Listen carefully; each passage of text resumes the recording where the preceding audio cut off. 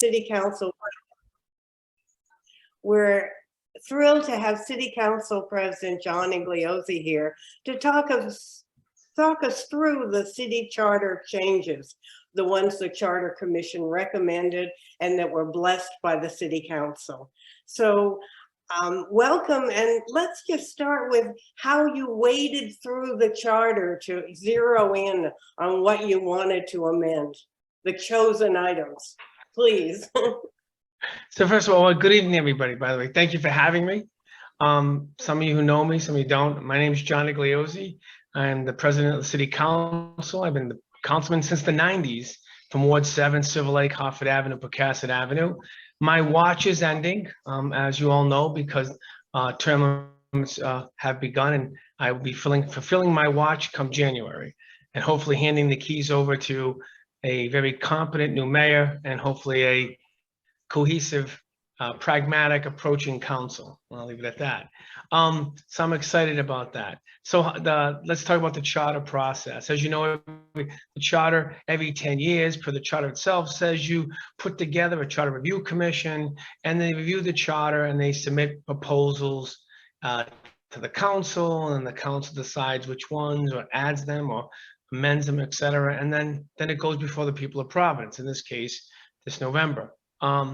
Also, the charter does allow that if it's something like, I don't know how many thousands of people have to sign a petition, that during the 10 years, they can request again for the Charter Review Commission to come back and come back into session and review a particular issue. As you know, the charter is the city's constitution, right? It's not something you really should, you got to be very judicious about it. And hopefully when you do tinker with it, you don't do something that, sets our democracy awry, right? So our process began. We appointed the nine members. The 9 members for January, from January on until many months, 6-7 months, met weekly, every week, multiple hours every week. Had all the department heads and administration, people from the public, council members, other people, school board members, etc., come in every week and literally waded through the charter, section by section by section by section. Also, we had neighborhood meetings in charrettes in which commission members went out into neighborhoods and had interaction with the neighborhoods, and we did publications and notifications and had people come in and they talked about all different ideas and views and things they thought maybe. Some people talked about different things they thought should be in the charter, but really doesn't belong there, like maybe some pay scale for like somebody who works for the city that doesn't belong there, goes into the city ordinances, stuff like that. So you have to listen to all these types of things, and everybody understands what belongs in the charter and what belongs in city ordinances. So the commission met for months, waded through the entire charter. Then after they had the public hearings, public review, public charrettes, we had basically funneling down meetings, and they were all public, by the way. As you know, all the meetings were all public, on the record. They were both live and Zoom. So we made sure everybody knew what was going on, what was happening, what they were discussing, and how they were getting there. As the final meetings, when they eventually had to get a timetable, because you had to get these proposed charter amendments, if any at all, to the council, and then the council had to go through their process. And if they voted yes or no, then they had to get it to the Secretary of State's office. So the Charter Review Commission then went through all the different ideas, and they started looking at things that could be done to a city ordinance, things that should be in the charter, and things don't belong in either of them. Some people say we want more. One person said, I want more arts in the city. That's great, but that doesn't belong in the charter. That belongs in kind of like a policy initiative for the city. So we kind of, those types of things we pushed along to the city itself, the city, governing body, and said, oh, by the way, someone's looking for this. But we focused on things that belong in the charter. So as we weighed down, we then whittled it down and came upon several issues that we knew that you can't put too much. It can't be too many things. There were a few other things that we're looking at. But during the whole conversation, elected school board was always something that was constantly talked about and discussed, as well as some other issues. And then we put them all together and then we presented it to the council. So that was the process. And basically, it was a collaborative effort, both of because there's administrative appointments, public appointments, as council members. So that process is in the open, on the record, and people can hear the discussions and why they thought this should be added, not added. Maybe, you know, this could be an ordinance, and that's how we got to these particular charter questions that are going before all of you in November. Did I help at all? Sure. Let's go now into the itty gritty details. Sure. First, let me thank you on behalf of women everywhere for changing the language from chairman and vice chairman to chair and vice. Women are grateful. To the school board, the charter change recommended that we go from 9 to 10, clumping the city into 5 regions with 1 each appointed by the mayor in those regions and 1 each elected in a nonpartisan election. One qualm that's turned up from league members and people is, oh, you know, the state has control of the schools for now. The school board essentially has no control. What was the thinking behind this? So let's talk about that piece first. As you know, the state is controlling the school system at this time, but the school board does have a role. You know, there's public interaction, there's public discourse. Parents and children and students have an opportunity to talk to their, you know, go before that school board and relay their concerns. But with that said, we all know that someday, hopefully, that the school system will hopefully be put in a better place, and then can be, you know, sent back to the city of Providence and put on appropriate track to make the system work. But hopefully that happens, and hopefully in the near future, 4 or 5 years, I don't know. But we all knew one thing, which was one of the things that was constantly you hear, right? For example, if I ask anybody in this, some people may know, but the average person say, do you know who the school board members are? Most people say, I don't know who they are. I don't, who are these folks? You know, they're all appointed by the mayor, which is fine. And every mayor, let me just say, every mayor is a fine person, put that aside. But that's not the point. The issue is that if you're looking for every neighborhood or every area to have a particular voice in the school board, well, how do you do that? So as you know, we're one of the last jurisdictions that don't have an elected school board.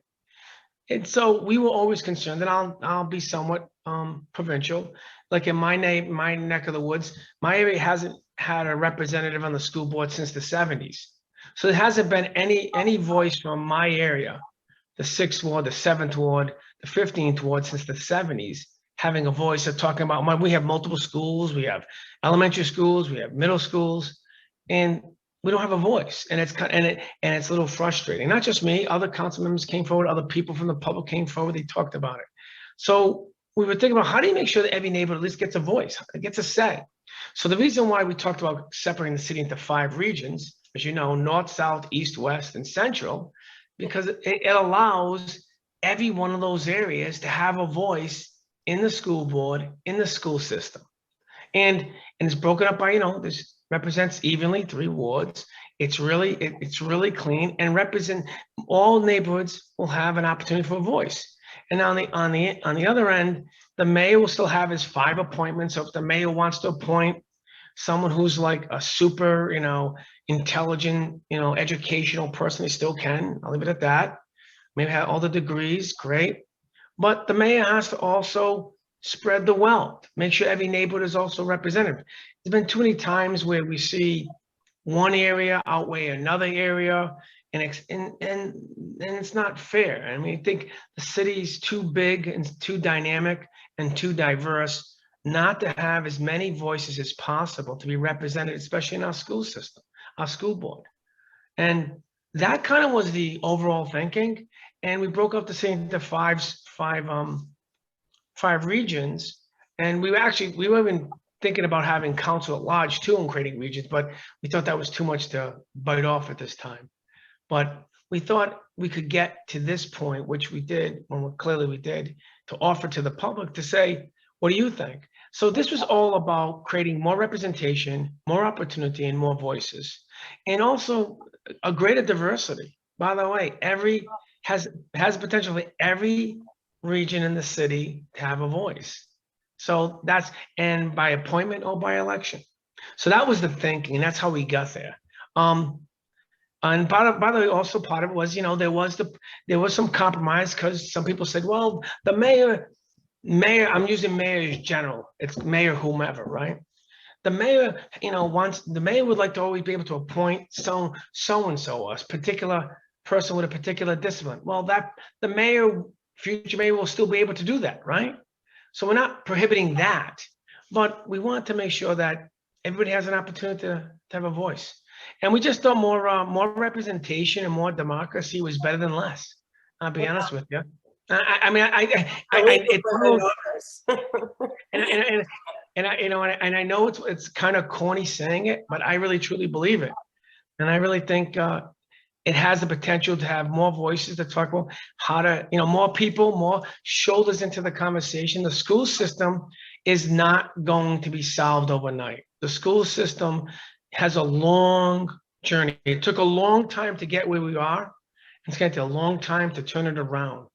And with a more active, more engaged school board, that's not just simply appointed by one person, but elected by the people of Providence, it has the potential to be more of a voice and more of a force of change to help the system turn around.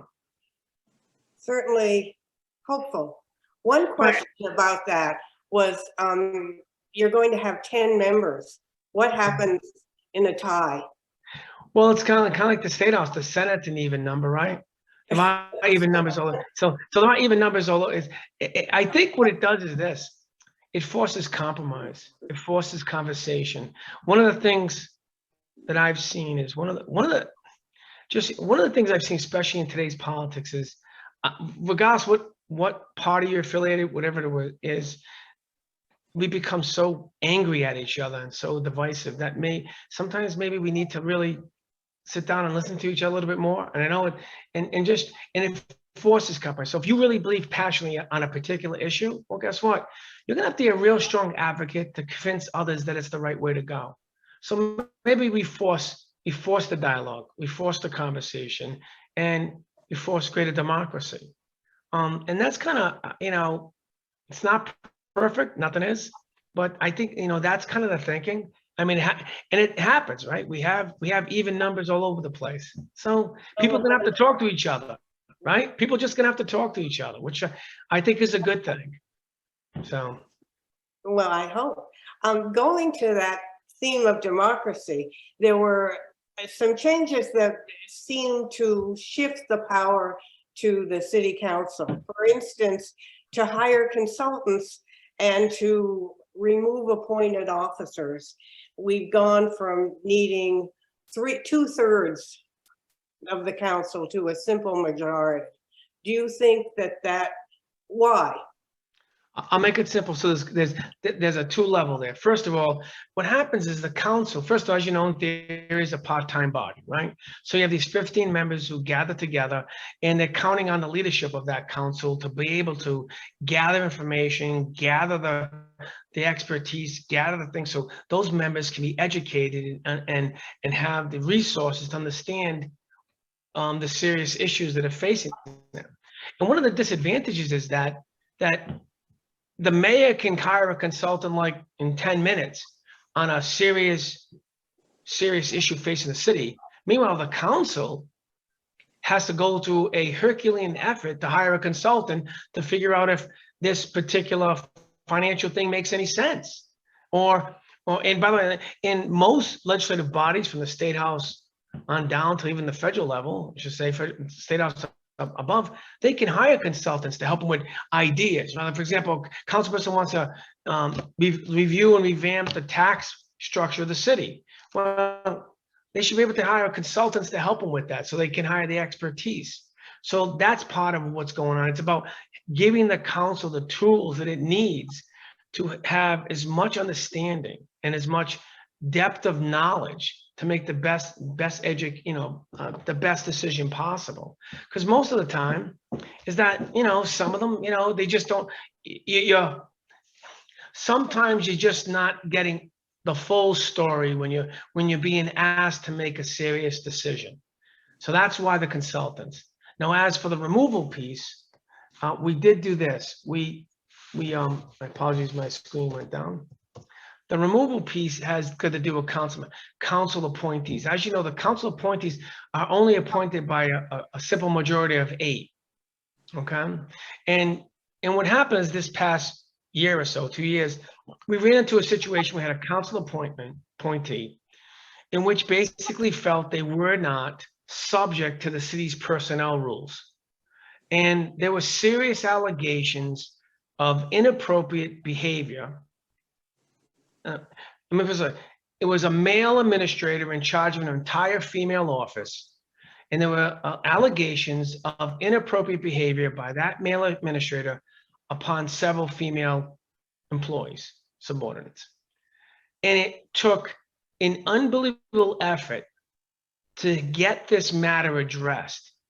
And we had to actually go through this massive public personnel process just to address something that, that to most of us think we had to hire an investigator, we had to get a PR, a personnel attorney to find out what's going on.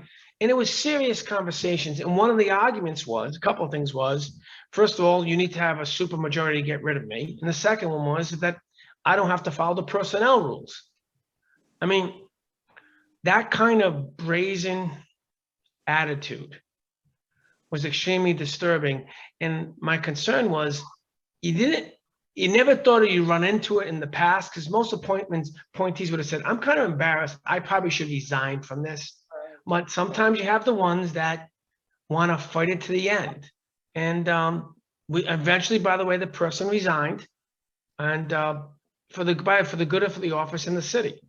But we had to go through a lot of steps. So this allows council appointees, not the mayors. The mayor's appointees are different. Council appointees, that if someone feels that they not necessarily have to follow the appropriate structures of personnel rules and acting correctly and in behavior and interaction with fellow employees, a council should have an easier way to address them. Since it only takes a simple majority to hire them, there should be a simple majority to say it's time to leave.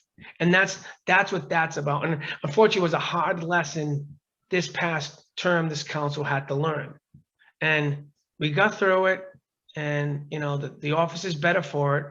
And but it was a very difficult process. So we felt that there was a flaw in the system. And that's why also, if you look, there's another charter request saying that all appointees and everybody is subject to the personnel rules. Because the fact that someone thinks that they are not, and by the way, personnel rule means everything, by the way, we're talking about, you can't discriminate, you can't, act inappropriate, right? I mean, the fact that people think that because you're an appointment that you don't follow those types of personnel rules, it was very concerning to us. So unfortunately, it's kind of mundane, but we need to be unfortunately, we have to be very emphatic in the charter. So this way, we don't get brought up to Superior Court, and the court says, well, the charter doesn't say anything. So, so this was a lot of conversation from the city solicitor's office on how to address the situation. Unfortunately, it's like solving this problem when it's obvious everybody should follow it, but now we have to take the added measure of putting that stuff in the charter. So that's what that's about. It does sound strange that you needed a charter amendment to deal with this. Well, the person went to the court and got actually like a quick, almost like an injunction from stopping us from going through the process because the charter was silent. So we had to go through this entire laborious process to finally address the situation. It was quite concerning. I'll leave it at that. Well, gosh. So unfortunately, it's not a very. The backstory. It's a backstory, and it's a bad story, but that's why we put it on, because we don't want anybody everybody should be treated correctly and appropriately when they're working for the city, and no one should be have any exception because somehow they're an appointment of some sort. I'll leave it. That's my take. Well, is there a backstory to the water supply board? Yes, Because actually there is. honestly, that looked inexplicable. You've got a chief engineer, and in the council charter review, you're going to throw in a water supply manager. Maybe it's a good idea, it isn't, but why in the charter? Wouldn't that be, I don't know, a personnel decision? That's a great, by the way, yeah, unfortunately, because the charter specifically says it's one and the same. So what happened is that actually the Water Supply Board, the actual commission stuff, came before the Charter Review Commission and talked about this quandary, this problem. Because I'll give you an example. The engineer, the chief engineer of Water Supply Board, and managing the water supply, the actual business of it, is two separate functions. And I'm sure all of you are aware of it. Being a man, having management skills, I mean, having a good manager means, it's not simply what people think. There's a reason why some people are really good managers. They have that skill set, they have the experience, they have the background, the education, and they know how to manage these types of quasi city agencies. The water engineer, they're about making sure the water quality, the water function process is working correctly. They're two different functions. And I'll give you an example. Up in Department of Transportation, State of Rhode Island, you have a director of DOT and you have a chief engineer. So the director of DOT is managing the whole department, but the chief engineer is making sure that the buck stops with them on all engineering decisions. In other words, like if a bridge is going to collapse, the chief engineer says that's getting closed, and a director can't countermand that chief engineer's decision because it's based on engineering skill set, not on a management skill set. So the Water Supply Board is, if the engineer and Water Supply Board says this water main has to be shut off, I know it's 10,000 people are going to have water for a month or a week, but it's going to be shut off because it's posing a serious hazard. The manager cannot supersede a decision. It's a pure engineering public safety decision. And so they came forward and they said, having it separate creates a, lack of a better term, a safety valve of making sure public safety is first, and how you want to put, either bad management or bad political decisions or whatever don't come first, So this way, so the engineering will be the priority when it comes to serious engineering decisions. And that's what it was about, balancing that. And then therefore, you don't have to be an engineer to be the manager because it's a different skill set. So they came forward, they asked for it. It made sense what they were talking about. And we said, okay, it makes sense. We have to make the change in the charter because they weren't allowed to make the change per personnel. Okay. They were advised. I'm sorry, I went the long way around. They were advised that it would violate the charter and someone could question the authority. Basically the union probably could question, say, well, who are you? I'm sure they were concerned about that, or the public or somebody. So they wanted to make them two separate distinct functions, and they needed to be addressed in the charter as such. Wow, my goodness, what flexibility or yeah. Another one people found kind of confusing, the approval of mayoral appointees every 4 years by the council. Wouldn't that discourage talented people from accepting a job if they thought that after 4 years, assuming the same mayor was in place, that they would be reviewed? Well, here's the thing. Let's talk about that's a valid point. Every council appointment is reappointed every 4 years per the term. And some of the mayor's appointments are reappointed and have to be revetted by the council every 4 years. Now, why is that? Well, I think it's all about, it should be some part is about job performance, right? Because, something now, when you have a mayoral appointment that has to be approved, not all mayoral appointments, this is not all mayoral appointments. The ones that are just appointed directly by him or her alone without council approval, they're there until the next mayor says yes or no. So but they the ones that fall under that charter review. I'll give you an example. For example, the Commissioner of Public Safety, right? Now, for traditions for decades, the Commission of Public Safety be appointed by the mayor and then it served concurrent with those 4-year terms and then would be resubmitted and reappointed by the mayor and vetted by the council. Now, a couple things happen every 4 years. You could have new council members, right? You could have a new mayor. So unless you're appointed for life, which no one is, therefore, that's a perfect example where that person would have to get reappointed. And by the way, when it gets vetted by the council, the public has an opportunity to weigh in. I don't think that person's doing a good job as Commissioner of Public Safety. I don't think the person's doing the right thing. So that's an example. The city solicitor of Providence. Just so you understand, the job description of the commissioner is actually to be, and for lack of a better term, the civilian authority over the paramilitary operations of the city, i.e. police and fire, right? So it doesn't have to be a police officer, commissioner. It can be a lawyer, it can be a doctor. It's a lay person in theory, right? And the person, it's kind of like, the president's the chief, the chief of all the military, because that's the civilian authority over our military, right? I know it's similar, but it's the same idea of democracy flowing down. So you get the city solicitor. City solicitor gets appointed by a mayor and vetted by the council. And the city solicitor's job is to represent both the mayor and the council. So why should let's say 4 or 5 new councilmen show up the next term? Well, they want to know who this person is. Who is this city solicitor? Who is this commissioner? Are they representing the interest correctly? So certain appointments that are appointed by the mayor and vetted by the council will have to be resubmitted. And what happened is there's been this conflict. Previous mayors have always done it. They submitted their reappointments and vetted by the council. Most recently, the most recent administration has chosen not to do that. So in order for the council to do anything, we have to go hire a lawyer or consultant. Now, guess what? That means we have to get a hurdle of 2/3 of the council to go hire a lawyer to sue, to enforce the city charter, what the council think, against the mayor. And people go, oh, so what? We're the gatekeepers, right? We're all gatekeepers. All of you are gatekeepers of the charter. And so those are all the hurdles. So there's no one to talk to. There's no charter police. So we need to be more emphatic and say, hold it. It's in the charter, just go do it. And no solicitor or no one could countermand that.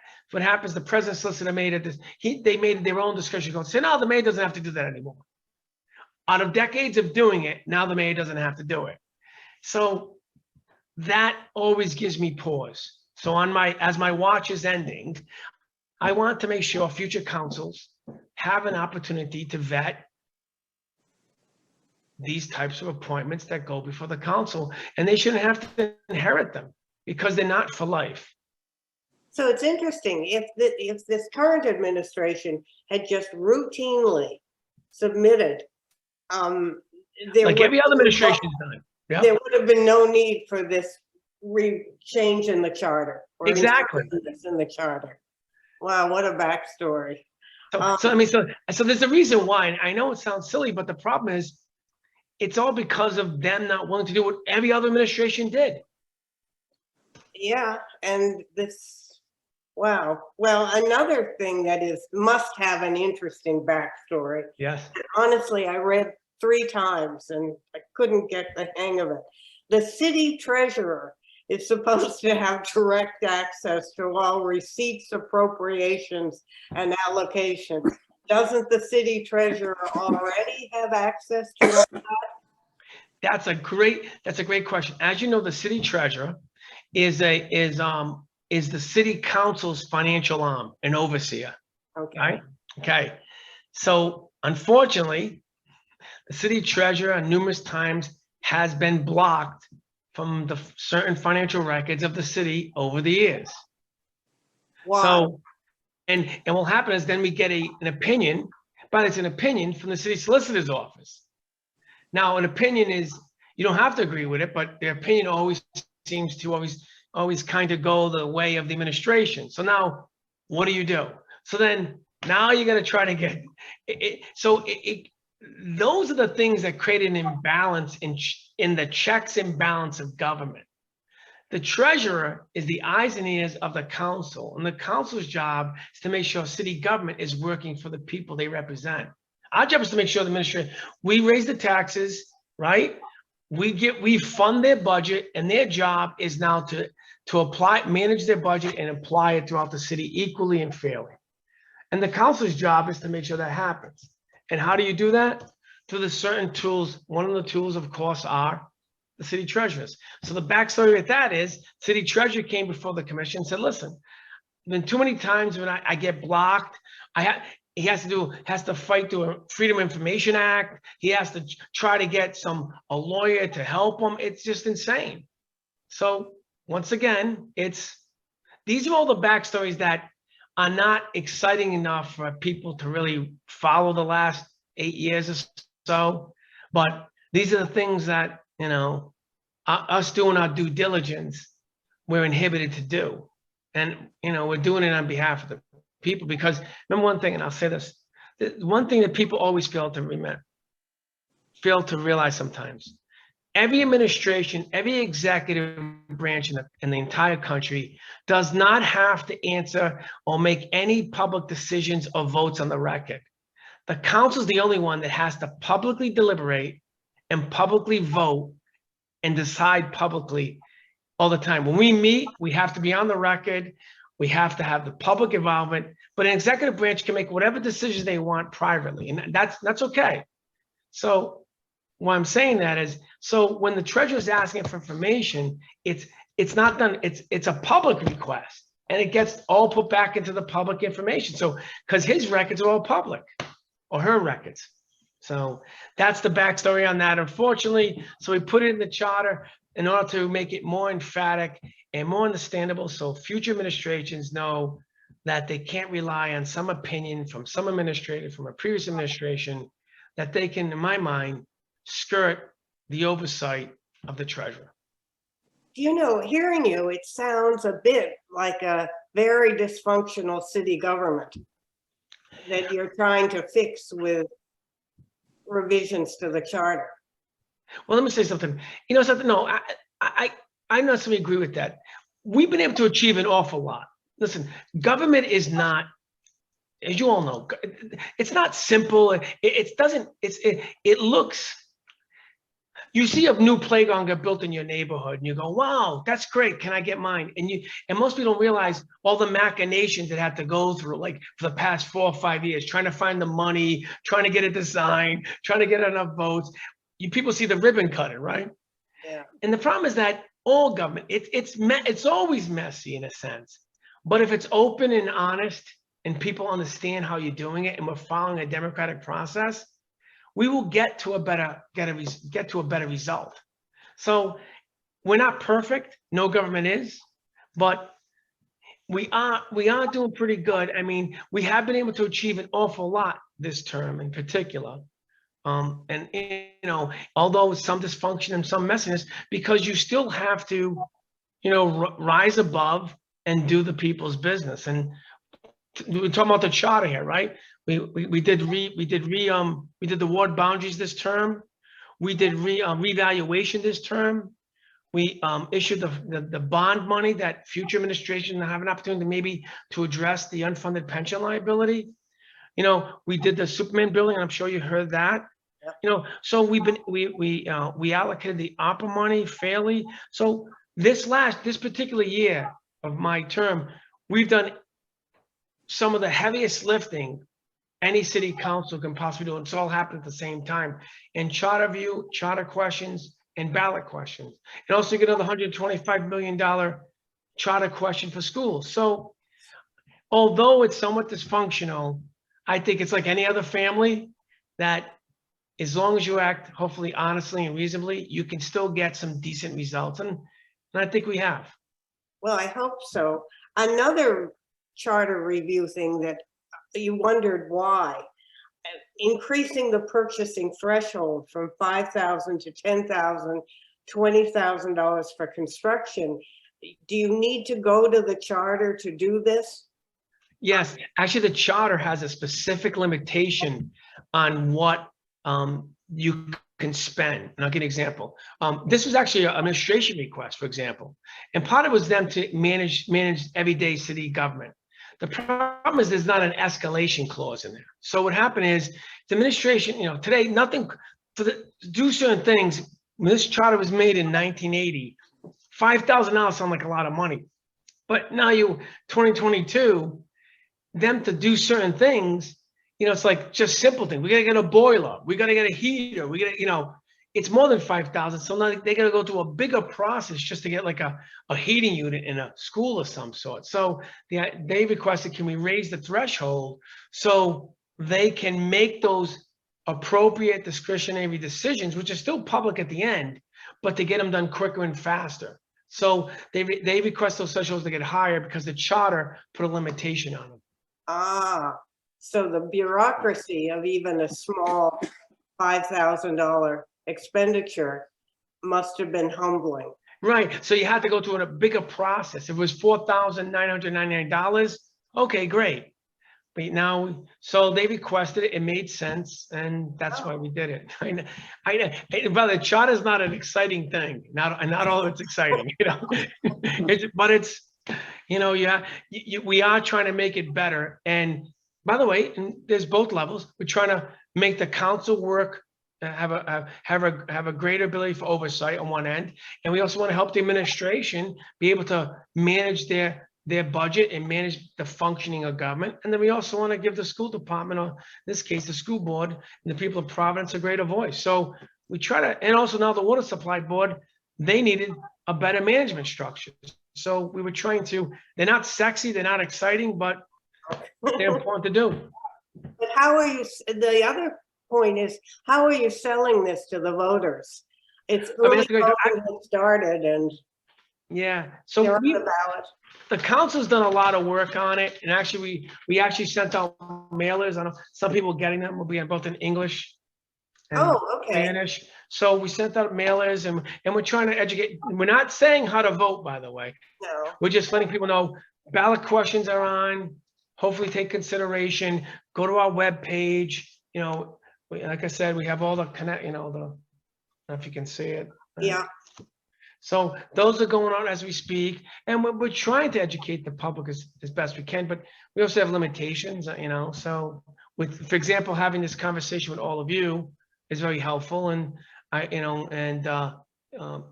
sure the press will do whatever they can, but we've been doing our part to try to let people know they're on the ballot. Oh, well, we're grateful. We're grateful to you for appearing tonight, and we're also grateful to you for digging into the itty-gritty. As you say, there are backstories, and it's not particularly sexy. Here we have some, are there any more questions from the audience? One question is the 10-year limit written in stone? Could you recommend new charter revisions in 3 years, 5 years, 8 years? Or do you have to abide by a 10-year timetable? So yes and no. In the charter, it says every 10 years. So it forces that review. But the charter also provides that if, I don't know if it's like 3,000 or 5,000 people file a petition, they submit it to the city council, and they request for the Charter Review Commission to get together and begin that process. So it can happen. And as much as people feel, well, maybe that seems a little cumbersome, the city charter is our constitution. And I said, and like I said, and we should always be very judicious and cautious, because sometimes the winds of change, not always good change for all, it could be very detrimental to a greater number of people. So I think it's done on purpose. Our forefathers and foremothers who created the charter. I know Evelyn Fognoli was on it, and there's a lot of people that I know that have passed away. And I think they were trying to be very thoughtful, say that when you do start tinkering with the charter, you should try to, it should be a little trying to get there, I should say. And if I may say one other thing, all my backstories on this conversation are public, and we're on the record during the Charter Review Commission's discussion. So I want you to all know that it's not something that we didn't, when we talked about why we thought some of these things are happening, we explained it on the record and to the public during those meetings, just to let you know. I don't want people to think this is the first time we're having this backstory chat, maybe for some of you, but we did make sure that everybody try to be open and about that whole process and why. Another question, were there any proposed changes that you didn't go forward with? Oh, yeah, there were some, like I mentioned too, they were thinking about council at large, and there were a few other ones. But it once again, there's enough, or there's enough of them already. It was gonna be 10 of them, I believe. I mean, that's a lot, right? And some of them are very like, technical and granular, and then some of them are really big, right? And so you could really do a lot of changes, I guess, if you wanted to, but we thought certain ones were important to get out there just to show we're doing a little more modification of the charter, like we mentioned about, making it non-gender specific and, and just trying to modernize it a little bit. So we seem like we're at least getting a little bit ahead of, getting into the future a little bit, it's not completely, 1908. Which might have worked well in 1908. Right. I don't know. Well, I'm so grateful to you for coming. And if there's any last minute chat, please, somebody please put it in the chat, because I don't know. I wish you well explaining and selling these changes, because months and months of wading into the minutiae must have been challenging. It was. And we were still in the middle of everything else too, from the ward boundaries to revaluation to the budget. And so there's a lot going on. I just ask everybody that, as you all know, you're very engaged, that try to give everybody, whoever's elected, who represents you, a little bit benefit of the doubt. Because when you do decide to do something like this and try to run for office or hold office, and even I try to keep myself in check. The idea is that, it can be pretty daunting. There's a lot of people, it's pretty overwhelming for them. They kind of get in there and they don't, they get excited. They're excited about the exciting things about it, like cutting a ribbon, walking in a parade. But then when it's when the hard decisions are there, or the minutia, like I'm going like, is this really what I want to do? So yeah, I don't agree with everybody, by the way. I don't. One more question. Sure. That's not about the charter. Can you give a brief pep talk for the $140 million school bond issues? Yes, I'll be very quick. The bottom line is, listen, the school infrastructure, we've invested a lot of money into it in the past decades, and we need more money to make it functioning and working. We're building some new schools right now. There's a new brand new elementary school being built on Plainfield Street. They're rehabbing all over the place. One of the things we have, the problem we have is that we have 24,000 students. They have the needs of students today are different than they were 10 years ago, 20 years ago, 30 years ago. We have a diverse population. We have children have kids who have disabilities that, you weren't accounting for 40 or 50 years ago.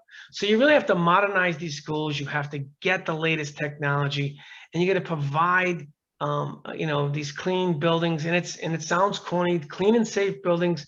So every child feels, at least wants to go to the school, And when I went to Perry way back when, I was walking in the same floors that my aunt did back in, almost the turn of the century. It was a horrible building. And, it's just, I think we need, that's part of the equation, right? Making kids wanting to go to the actual building to go learn something and feel good and comfortable to be there. And that's part of it. And spending money into our school buildings, it always pays off in a positive way. So I urge everybody to support it. The money gets spent, it doesn't get wasted away. It's not on programs or to hire people. It's about to build new schools, rehab old ones, and make it a cleaner, safer place for these young children to go to and hopefully learn and get a good education. Well, I hope so too. And as I end, I would like to not only thank City Council President Igliozzi, but urge everyone to go vote. In Providence, you can vote early at the Dorley building, and you can vote in your polling place, and you will get an explanation of the referenda in the mail. And ultimately, all that work of the City Charter Commission will come down to the voters. So please vote. And thank you. And good night, everybody. Thank you. Thank you for having me. Everybody, vote early, vote often. Be well. Good night. Thank you.